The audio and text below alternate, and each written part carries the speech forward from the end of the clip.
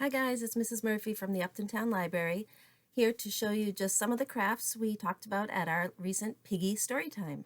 We had 4 crafts we talked about, so let me show them to you first.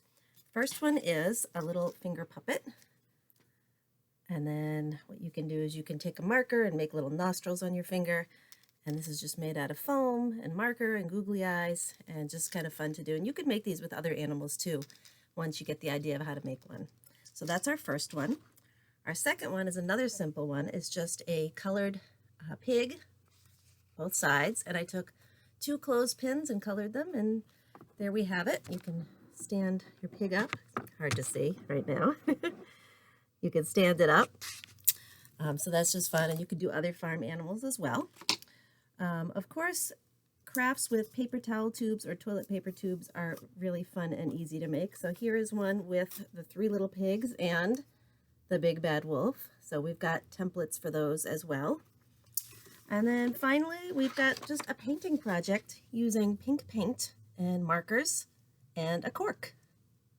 So you can see I kind of added details on that. This would be fun to do with fingerprints too. If you didn't have paints, you could do fingerprints. So I'm going to pause the video right now and get the supplies ready to show you the first of these 4 crafts.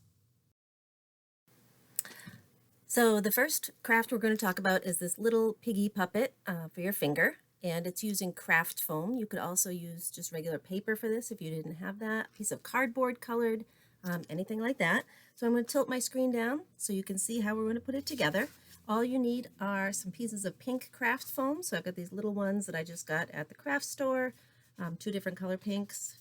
I've got tacky glue, which works well when you're using foam, a pair of scissors, and I've got this big container I keep here at the library, and it's full of googly eyes, which you can always find at craft stores or even the dollar store or Walmart. So let's take a look. So when you make your little piggy puppet, you can either trace a figure on your paper. So I can show you how to do that. We'll make one. Or you can just cut by hand and freehand it, which is what I did with our other one. So I'll keep that little guy right there so you can see. So I want to do kind of a circle, turn it around so you can see, and then at the top kind of put 2 little ears, almost like a cat really, so you could do cat puppets too. And then simply cut that shape out, get as close to the line as you can. Remember, if you see the black lines from your stencil or your tracing, you can always use that as the back of your puppet. Okay, so there is my little pig. Flip it over. Now before I glue anything on, I'm going to add my mouth and I'm going to cut the circle. Now to cut the circle, the easiest way to do it is to fold it in half gently, like that. Just snip a little hole right where you think the nose might go. And carefully, smaller scissors would work really well. Just cut out a little hole. And that is where your finger can poke through. Something like that. So families, you might want to help with that, but it's really not that difficult to do. And then you'll take your glue, tacky glue, little dot,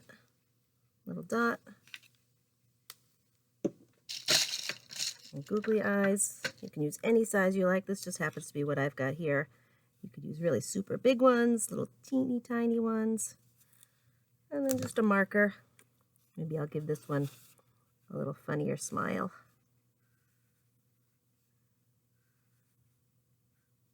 Just funny. Get some funny teeth on that one, just to make it a little different. You can always add details in the ears, so it looks like they have little folded ears like piggies usually do. And once that dries, you'll have your little finger piggy puppet. Like that. And then when you use it, you can always put the little nostrils on your nose and you can tell stories about the pigs, make a little pig story. So that's our first craft. Let me get the materials for our next one. So our next craft is this paper piggy with the clothespins, and you can find the printable for this on our event calendar for the Piggy Party registration link. So you go to our website for that. All you need are a few things. You'll need the printable template, which you can find. Kids can color this in and cut it out. I've already done that with my pieces right here. So you can see I did a black and white pig this time, but you could do pink, you could do any color pig that you like. It could be pretend or real, and you'll need a couple of clothespins. So just regular size clothespins for that. All right, so let's tilt our screen down and I'll show you how I put it together. So, like I said, you'll want to print out your template, print out your pig paper, color it in, and cut it out.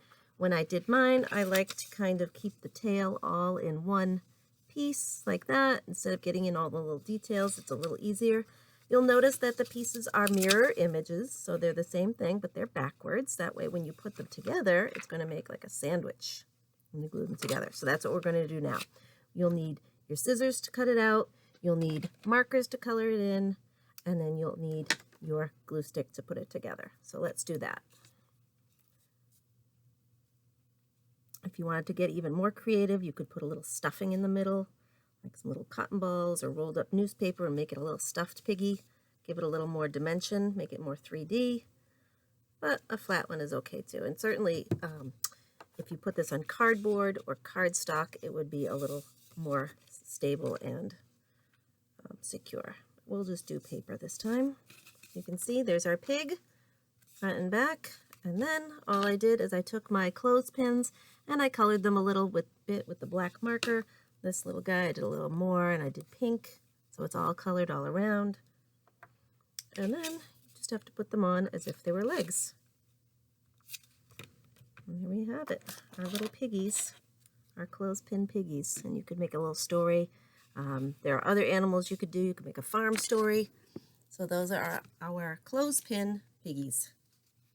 Really cute. Let's take a look at our next craft. So toilet paper tubes and paper towel tubes are usually things people have around the house, so they make a perfect craft material.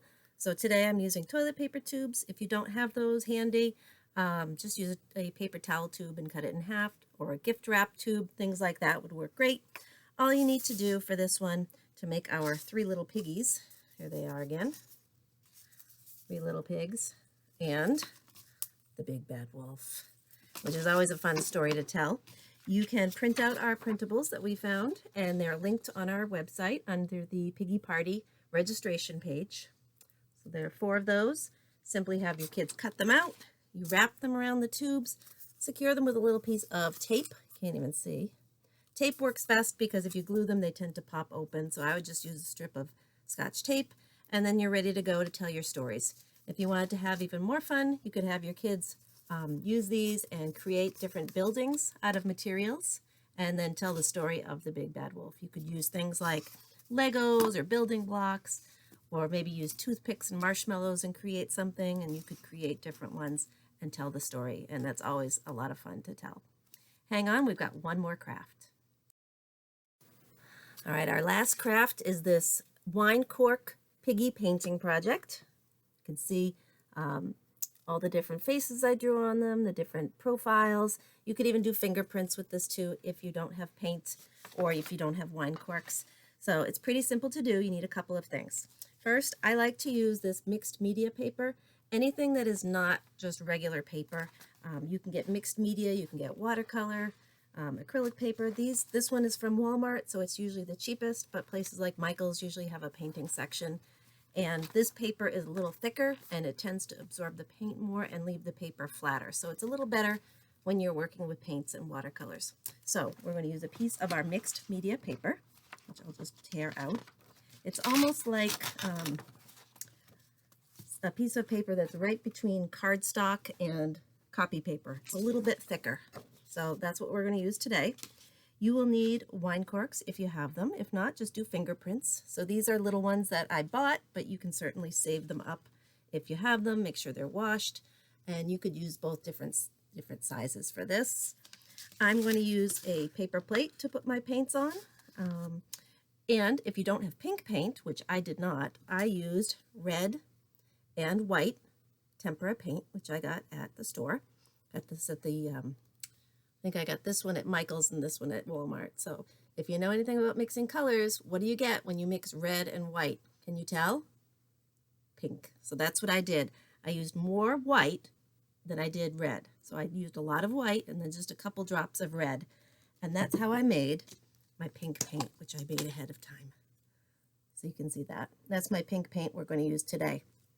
Sometimes if I'm doing crafts at home, I don't have paint, so I have used glue, just regular school glue and food coloring. That works well too. You can make your own paint at home. So we're going to use this today instead of the plate, but usually I would just put the paint right on the plate to dip into. So I'm going to tilt my screen down and show you how to get started. All right, so we've got our paints, got our paper. It's up to you what direction you want to hold your paper, if you want it to be horizontal or vertical. I kind of like horizontal, and I fill the paper with lots of little piggy shapes. So when you make them, you have a decision. You can do single ones just to do a face. This one is a side view, so I did a head, and I kind of smudged it a little to make a body. And this one, he's sitting up, so I did a head, and then I smudged a little to do his body there. So let's take a look. So I'm going to take my paints and dip it in. Maybe I'll dip it in here and show you. That's an awful lot, so when you do it, you might want to dab a little off and kind of make sure it's filled in a little bit, like that, nice and smooth. Smooth if you can, because you're going to be making faces on these later. So let's see if we can do one with a little profile to it. There's the head, and then maybe I'll smudge the body a little bit. There we go. And then we'll do another face here. You could do happy faces, sad faces, funny faces. Think of all the different emotions you could do with this pig project. And we'll do this guy sitting up. Make his body there. And maybe I'll do one more face over here. Maybe I'll make this one really big, and I'll smudge it out a little bit. It's a bigger face. All right, so that's how you do your stamping with your paints and your cork. When it's dry, all you need to do is make sure it's completely dry, and you can take Sharpies. So I just have a black Sharpie to do the eyes and the mouth, and I've got this hot pink Sharpie that I got at the craft store. It's nice to have a collection of Sharpie markers you can do things with, and then you can make faces. So here we have just a regular happy face. Here's a smiling one with teeth. Can you guess what that one might be? Maybe surprised or scared, right? Let's see, this one is sitting up smiling. I added some feet along and a little curly tail. And this one is happy, he's trotting along, and he's got a little curly tail there too. So this is another fun piggy project you can make. If you do any of our piggy projects, be sure to send us a picture. We'd love to hear about it. And stay tuned for our future storytime plans. Bye, everybody.